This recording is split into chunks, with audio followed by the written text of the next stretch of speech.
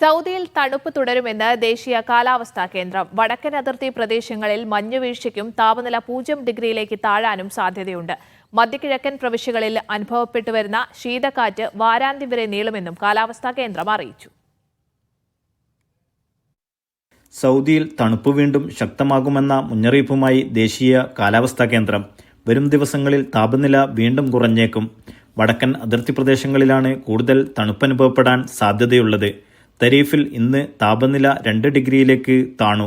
വരും ദിവസങ്ങളിൽ ഇത് 0 ഡിഗ്രിയിലേക്ക് താഴാൻ സാധ്യതയുള്ളതായും കാലാവസ്ഥാ കേന്ദ്രം വ്യക്തമാക്കി. മഞ്ഞുവീഴ്ചയും ഇവിടങ്ങളിൽ അനുഭവപ്പെട്ടു വരുന്നുണ്ട്. രാജ്യത്തിന്റെ ഇതര ഭാഗങ്ങളിലും തണുപ്പ് തുടരുകയാണ്. റിയാദ്, കിഴക്കൻ പ്രവിശ്യ, അൽഖസീം ഭാഗങ്ങളിൽ ശീതക്കാറ്റും പുലർച്ചെ സമയങ്ങളിൽ മൂടൽമഞ്ഞും അനുഭവപ്പെടുന്നുണ്ട്. ഇത് വാരാന്ത്യം വരെ തുടരുമെന്നും ആവശ്യമായ മുൻകരുതലുകൾ സ്വീകരിക്കണമെന്നും അധികൃതർ മുന്നറിയിപ്പ് നൽകി. Media 1 Dammam.